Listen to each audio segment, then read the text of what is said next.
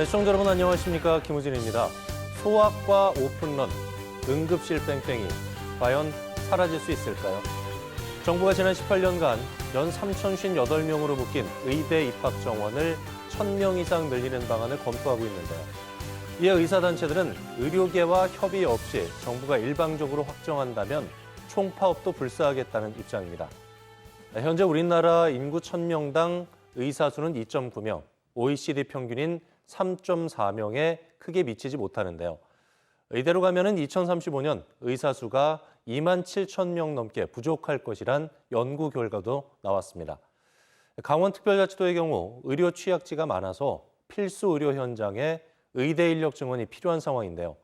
국민의 건강과 직결된 중요한 문제인 만큼 의대 정원 확대 논란 하루빨리 마무리됐으면 좋겠습니다. 강원도의 오늘과 소통하는 시사 큐레이터 생방송 더 인사이드 지금 시작하겠습니다.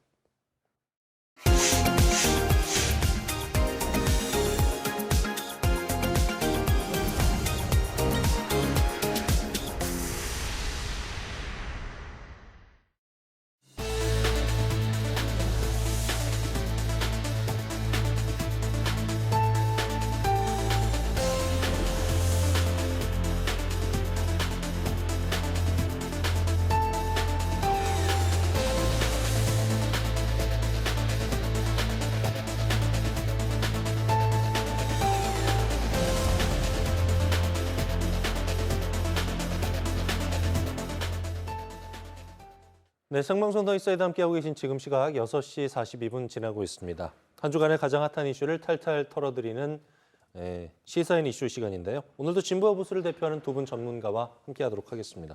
교수계 이단아, 시사계의 원조 아이돌 김기석 교수, 국회의원에서 재논객으로 돌아온 정치개혁문화 황영철 전 국회의원과 함께하겠습니다. 어서 오십시오. 네, 안녕하세요. 안녕하세요. 안녕하세요. 아시안게임하고 특집 방송 관계로 한 달 만에 뵙습니다. 어떻게 잘 지내셨어요? 글쎄 뭐 하여간 잘린 줄 알았는데 안 잘리고 또 나왔네. 그럴 리가 있겠습니까? 아시안 게임 보면서 제일 즐거웠던 건요. 예. 이제는 다 즐기더라고요, 선수들이. 그럼요. 예, 이제 결과에 연연해하지 않고 그래서 뭐 아주 저도 즐거운 시간을 보냈습니다. 메달 색깔이 요즘은 연연하지 않습니다. 그렇죠? 예, 그렇죠. 황 전 의원님 어떻게 지내셨어요? 뭐 저도 좋은 일 또 뭐 슬픈 일 예. 여러 가지 일들이 있었는데요. 아, 좋은 소식이 있으시죠. 손주보시게 생겼다고 그렇다고, 하거든요. 그걸 방송에서 얘기해도 됩니까? 괜찮습니다. 네, 네, 아주 좋은 일이 있었습니다. 예, 예, 아주 축하할 일이죠. 네, 네. 자, 오랜만에 함께하는 생방송 더 있어야됩니다. 요 근래 그 뉴스에서 올해 사상 최대 역대급 세수 결손, 세수 펑크다 이런 얘기들 많이 들어보셨을 것 같아요. 우리나라 살림이죠, 세수. 오늘은 세금 얘기 좀 해볼까 합니다. 올해 세금이 예산안 전망치보다 59조 1천억 원 덜 거칠 것이라는 전망이 나오고 있습니다. 정부의 수입이 줄면은 지자체에서 여러 가지 어려움을 겪게 되는 건 당연한 일이죠. 살림이 쪼그라들게 돼 있습니다. 그래서 오늘 시사인 이슈에서는 사상 최대 세수 펑크, 여파, 강원도는 이란 주제로 원인 분석해 보도록 하겠습니다. 당초에 정부가 올해 예산을 짜면서 걷어들일 세금으로 400조 5천억 원을 예상을 했었는데 실제로는 341조 4천억 원에 그칠 것이다 이런 전망이 나오고 있습니다. 59조 원이 넘는 사상 최대 규모의 세수 결손인데 황 전 의원님 네. 원인이 어디 있다고 보세요? 뭐 여러 가지가 있을 수 있는데 크게 두 가지로도 말씀드릴 수 있을 것 같아요. 첫 번째는 뭐 우리나라뿐만이 아니라 세계적인 그 경기 침체가 장기화되고 있다. 네. 그래서 기업 운영이 굉장히 좀 어려워져서 기업으로부터 걷어들여야 될 세금이 대단히 많이 줄었다. 네. 이게 첫 번째고요. 또 고금리 시대잖아요. 그러다 보니까 증권이라든지 또 부동산이라든지 이런 자산 가치에 투자하는 그런 비율이 굉장히 위축돼 가지고 뭐 그 증권이라든지 또 부동산과 관련된 세수입이 굉장히 또 예. 줄은 것으로 이 두 가지가 가장 큰 이유로 나타나고 있습니다. 그럼에도 불구하고 어쨌든 59조라는 적지 않은 그런 액수가 세수 결손이 생겼다는 것은 정부가 이런 경제 성장이라든지 여러 가지 상황들에 대해서 제대로 예측하지 못했다는 비난은 면할 수가 없을 것 같습니다. 예. 일각에서는 정부가 대기업의 세금을 깎아주는 대규모 감세 탓이라는 지적도 있습니다. 정부가 기업의 세금 깎아주면은 투자가 증가해서 세수가 더 증가할 것이라고 전망을 했습니다만은 뚜껑을 열어보니까 결과적으로 세수만 축 냈다는 얘기인데요. 어떻게 보고 계세요, 교수님? 그러니까 이제 그걸 우리가 이제 학문적으로 이제 낙수이론이라고 그래요. 낙수이론. 예. 이제 기업에게 돈이 들어가면 기업들이 투자를 할 것이다 이렇게 기대를 하는데 그거는 이미 낡은 이론이고요. 왜냐하면 기업들은 아무리 돈이 많이 들어와도 그걸 투자해서 돈을 벌 수 있는 기회가 있다고 생각하지 않으면 투자하지 않습니다. 그래서 그 감세 정책이라는 거는 중요한 정책 수단인 것은 분명하지만 정책 수단이라는 것은 시의적절해야 되거든요. 한번 우리 기억하실지 모르겠어요. 그 영국에서 말이죠. 그 리즈 트러스라는 그 아주 젊은 여성 정치인이 수상이 되고서 대대적인 감세안을 발표를 했어요. 예. 작년 이맘때쯤이었죠. 그랬는데 그때 지금 상황이 지금 같은 상황이었습니다. 거기에다 감세안을 발표하니까 어떤 일이 벌어졌느냐? 영국의 국채 금리가 막 엄청나게 4.5% 가까이 올라갔고, 그 다음에 파운드화가 막 급락을 해버렸어요. 그러니까 이제 그것이 어떤 정책 수단이냐라는 것, 어떤 수단을 쓰느냐 하는 문제도 있지만 어느 타이밍에 어떻게 어느 정도 쓰느냐 하는 문제도 있는데 예. 그런 측면에서 본다면 지금은 그렇게 감세 정책을 강조할 상황은 아닌 거 아닌가 이제 그렇게 봐야 될 것 같습니다. 황 전 의원님 어떤 의견 주시겠습니까? 사실 이 문제는 여야 간에 아주 첨예한 입장 차이를 보이고 있는 정책이에요. 예. 그래서 사실 제가 그 국회에 있을 때도 이 법인세 인하 법률안과 관련돼서 굉장히 논쟁이 많았는데 여야가 합의로 사실은 이제 인하를 결정을 했던 것이죠. 예.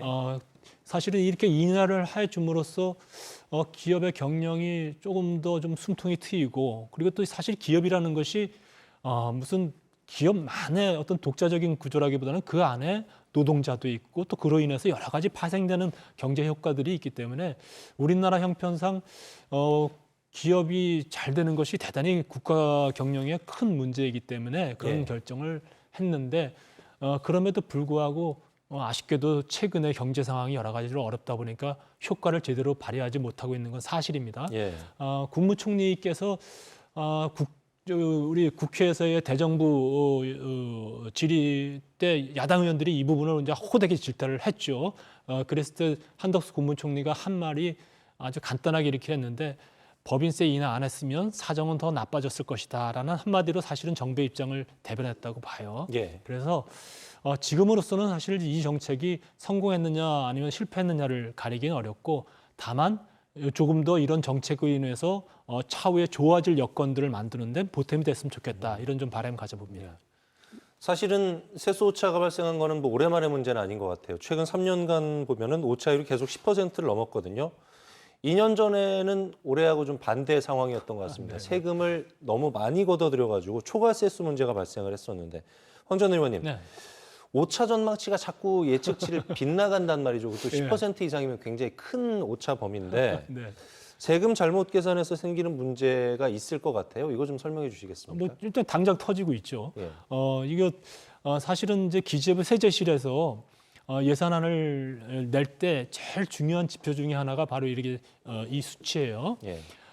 그런데 이 세수 전망을 제대로 하지 못하면 이 만약에 400조를 걷어들이겠다가 걷어들이 있다고 했는데 그만큼 못 걷어들이면은 예산이 이제 펑크가 날 수밖에 없는 상황이 되는 것이죠. 예. 그것이 이제 현실화 되고 있는데 국회에서 정부가 예산안을 국회에 제출하는 시기가 8월 말이에요. 그러니까 120일 전에 국회에 제출하게 되어 있는데 네. 그러면은 사실상 4분기의 경제 전망 사항들에 대해서는 제대로 반영이 안 되는 거예요. 그러니까 4분기 제일 중요한 시기가 다음 연도에 반영이 나타날 수가 있는데 그것이 반영이 안 되다 보니까 굉장히 미스가 날 우려가 많죠. 이럼에도 불구하고 사실은 국회에서 예산 심의를 하면서 이 세출 구조에 대해서는 굉장히 뭐 어디에 무엇을 쓸 것인가 아니면 뭐 우리 지역에 무슨 사업을 할 것인가에 대해서는 국회의원들이 굉장히 첨예하게 다툼을 하는데 예. 이 세입 문제에 대해서는 큰 다툼이 일어나지 않아요. 잘못되는 줄 알면서도 정부 입장을 그대로 따라가는 형태가 될 수밖에 없는데 그러다 보니까 12월 2일 날 통과되는 예산안에는 사실 그 공백 기간에 있어서의 여러 가지 경제적인 변화라든지 그리고 차년도에 나타날 수 있는 여러 가지 현상들에 대해서 예측하는 것을 반영하지 못하는 그런 예. 오류를 범할 수가 있는 것이죠. 예. 틀리는 거는 이상한 거 아니에요. 왜냐면 미래의 일이기 때문에 예.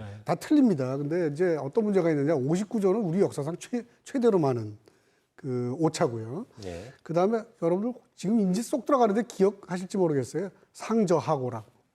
예, 이게 뭐냐면 우리 경기가 상반기엔 나빴다가 하반기엔 좋아질 거라고 정부가 계속 예. 우리 저 부총리께서도 계속 그렇게 얘기를 하셨거든요. 이제 제일 중요한 근거는 뭐였냐면 삼성전자 반도체 경기. 우리 이제 그 수출액의 20% 이상의 삼성전자의 반도체이기 때문에 그게 회복될 거라고 생각했는데 회복이 아직 안 됐죠. 예. 이제 그렇게 되다 보니까 이제 이렇게 큰 문제가 발생을 했는데 그 틀리는 거는 제가 보기에는 뭐 다 틀려요. 어디나. 그러나 문제는 얼마나 크게 틀렸느냐 하는 문제. 그다음에 그것에 어떻게 대응하느냐의 문제가 굉장히 중요하죠. 예. 세수가 부족하면은 정부가 국채를 발행해 갖고 세수 결손을 채워주는 방법이 있는데 하지만 정부는 국채를 발행하는 추경 편성 없이 환율 안정을 위해서 달러를 사고 파는 데 쓰는 이 외국환 평행기금 등에서 세수 부족분을 충당한다는 방침을 세우고 있습니다. 여유재원인 기금, 특수곳간에서 돈을 꺼내겠다는 정부의 대책 어떻게 보실지 궁금합니다, 교수님. 자, 이제 왜 그런 일이 발생하느냐. 우선은 그거는 굉장히 정치적인 문제라고 저는 생각을 해요. 네. 그래서 이제 윤석열 정부가 선거 과정에서도 그렇고 취임하고 나서도 그렇고 계속해서 문재인 정부를 공격한 중요한 테마 중에 하나가 뭐냐면 파퓰리스트 정부다. 예, 이제 이렇게 인기 영합적인 그런 정책을 폈다고 주장을 해왔죠. 예. 이제 사실은 문재인 정부 기간에 이런저런 일이 있었습니다만 대부분의 3분의 2 정도의 시간은 사실은 코로나 시기였거든요. 예. 이제 그러다 보니까 많은 나라들이 재정 지출을 많이 늘렸었죠. 이제 그런 것에 대해서 과도한 재정 지출이라고 하는 비판을 했었고 그런 비판을 하면서 우리는 안 그러겠다. 예, 우리는 간단히 말하면 나라의 빚을 늘리지 않겠다. 뭐 이런 약속들을 계속 해왔거든요. 네. 그래서 지금 대통령한테는 그 재정 건전성이라고 표현하는데 재정 건전성을 유지하는 게 아주 중요한 정책 목표 중에 하나예요. 그러다 보니까 이제 기재부 관료들을 비롯해서 그런 기본 원칙을 깰 수가 없게 된 거죠.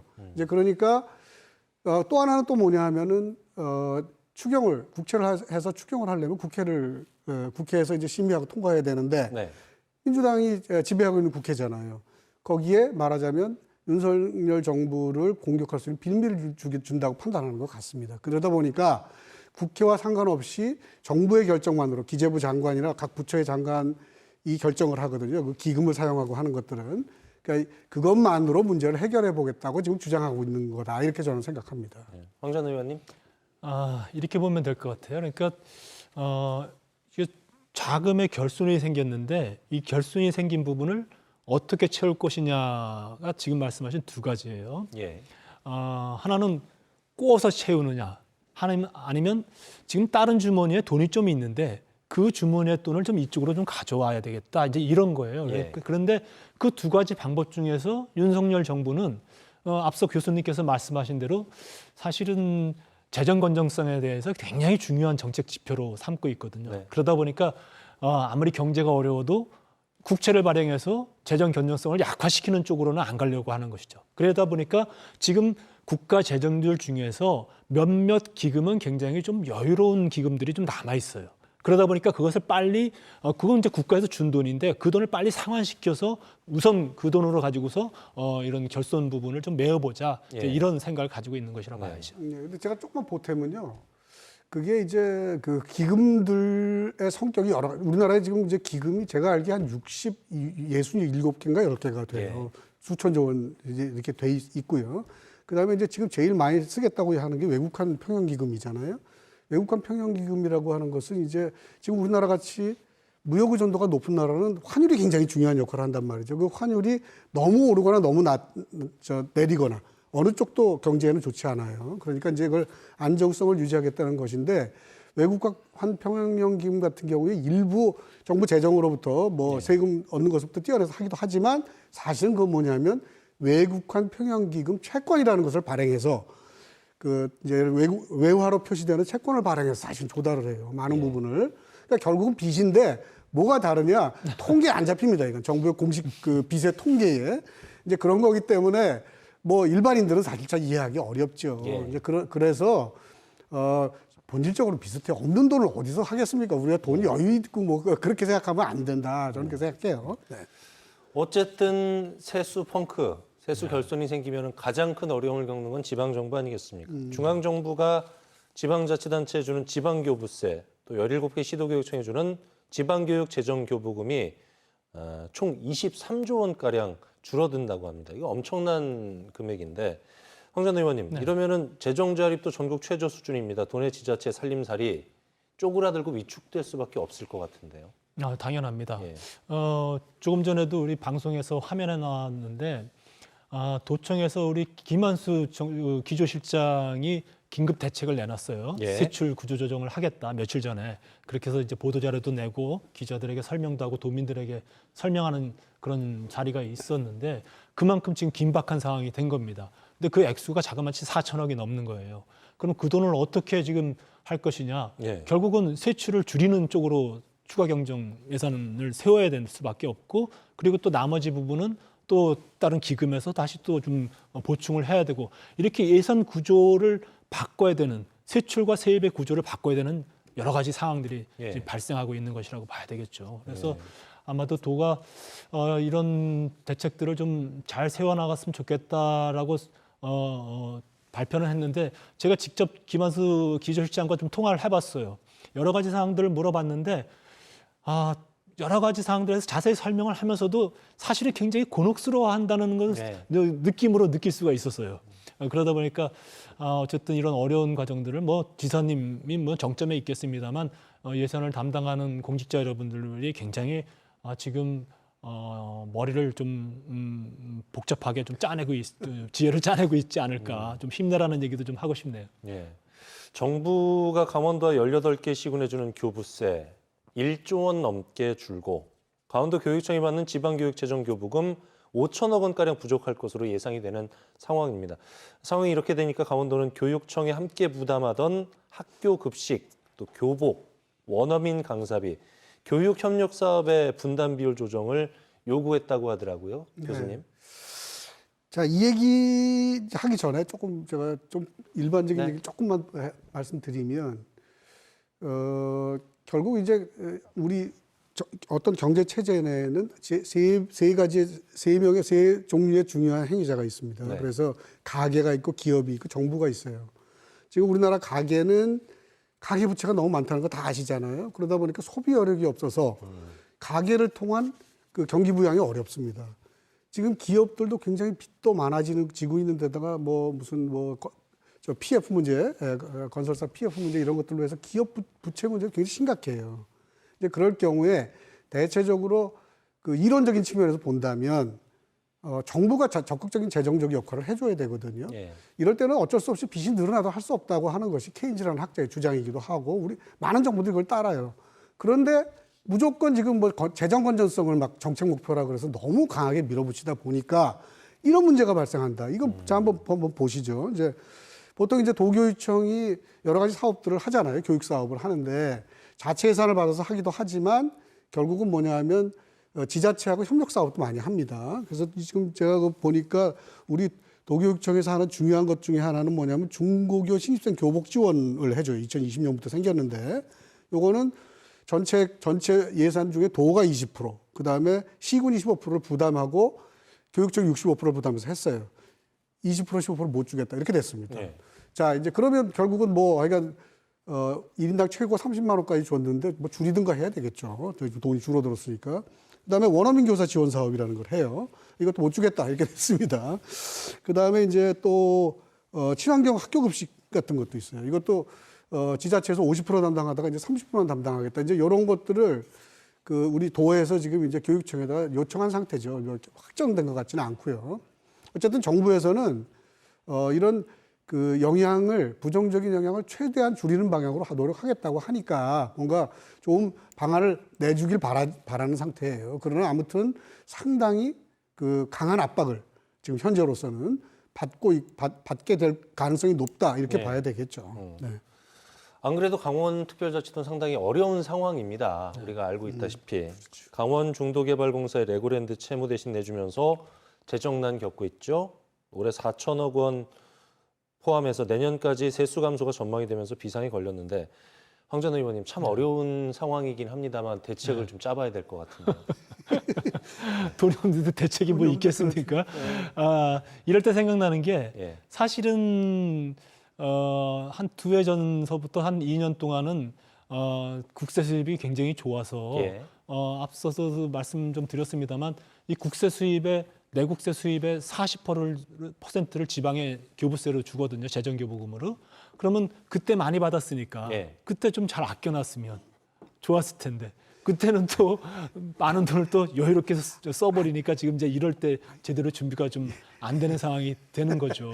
그래서 제대로 좀 안타까운 생각이 드는데 하여튼 그럼에도 불구하고 이럴 때 결국은 여러 가지 세출 구조 조정이 있을 수밖에 없는데 우선순위를 정해야 되겠죠. 그래서 사실은 도의 여러 가지 사업들 중에서 네. 불효불급한 사업들, 그다음에 시의성이 좀 약한 사업들 이런 쪽으로 줄여야 될 테고 또 이렇게 경제가 어려워지고 국가 재정이 어려워지면 저소득층이라든지 서민이라든지 이런 분들이 가장 큰 타격을 입게 되는 거예요. 예. 그래서 그런 부분에 대해서 좀 더 집중적으로 케어할 수 있는 예산에 대해서는 건드리면 안 된다. 이런 주문을 좀 드리고 싶고 또 한 가지는 그럼에도 불구하고 그러면 차기의 성장 동력을 창출할 수 있는 그런 사업들에 대해서는 또 투자를 주저하면 안 된다. 예. 세출을 주저하면 안 된다. 그래서 도에서 어떤 입장인가를 곰곰이 좀 이제 체크해봤더니 역시 이 두 가지에 대해서는 중점적으로 챙기겠다. 예. 도지사가 그런 이야기를 했어요. 그래서 김한수 기조실장도 이 두 가지만큼은 방점을 찍어서 내년도 예산에 적극 반영하겠다라는 그런 발표를 했는데 올바른 방향이라고 생각을 합니다. 예. 그럼에도 불구하고 대한민국 R&D 예산 줄여서 난리 난 거 기억하시죠? 예, 지금 그거 쉽지 않은 문제입니다. 예, 지금 현재 정부의 정책 기조 하에서는요. 그러니까요. 네.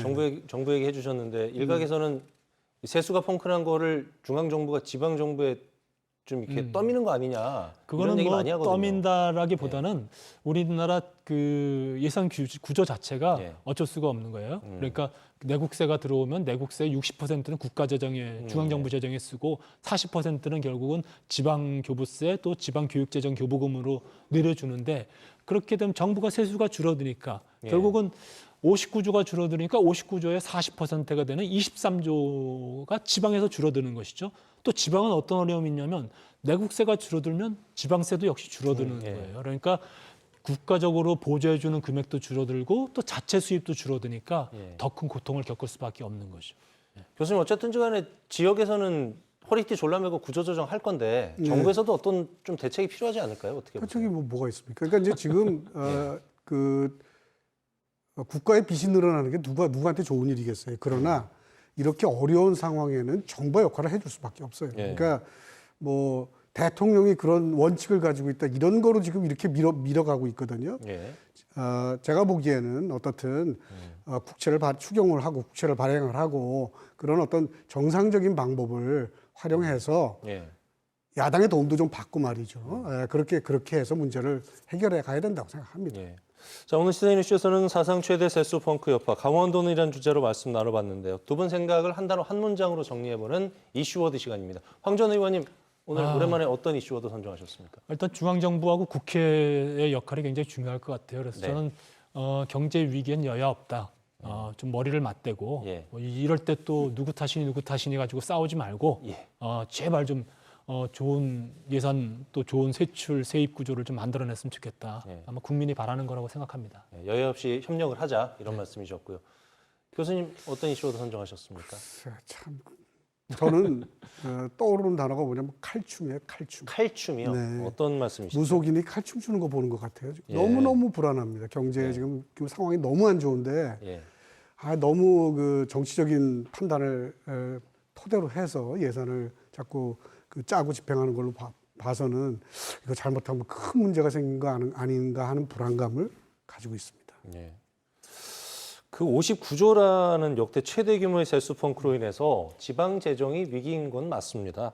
가뜩이나 재정 자립도가 약한 지자체에 미칠 파장 상당히 좀 심각해 보이는 게 사실인데요. 정부가 지방 재정 위기의 해결 방안을 찾는데 보다 좀 적극적으로 나서주기를 기대하겠습니다. 오늘 함께한 김기석 교수, 황영철 전 의원이었습니다. 오늘 말씀 고맙습니다. 네, 고맙습니다. 좋습니다. 네, 수고하셨습니다.